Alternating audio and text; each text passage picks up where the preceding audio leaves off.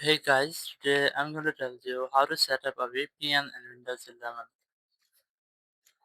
If you're using Windows 11 and you want to set up a VPN, so let's see how can do that.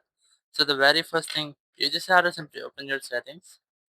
So just go to settings, and once you are in settings, just select network and internet from here. Select network and internet, select VPN, and here just click on add VPN. Now from here, you just have to add a VPN. If you have one, you just have to enter the connection name, server name or address. Here's the VPN type. So you have to select automatic from here, but you can also manually select any type from here.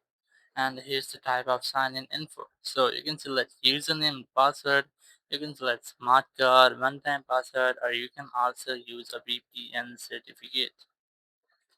Once you have done, click on save and your VPN will be added here. You can easily use your VPN, or if you don't have any VPN, so you can get a new one or install a new one on your PC. Just go to Microsoft Store.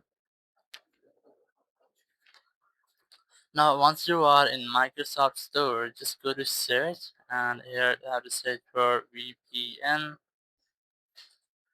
Search for VPN. And here you might see a lot of free VPN, or you might also get some paid VPNs. So I'm gonna get a free one. Here's the VPN I'm going to install. Just click on the VPN, and here you might see the option of install. Just click on install. It will start downloading and installing on your PC, and once the VPN has been installed, you can easily connect and set up it in your PC. So in this way, you can easily set up a VPN and your Windows 11. Thank you very much for watching the video. Until next video, bye bye.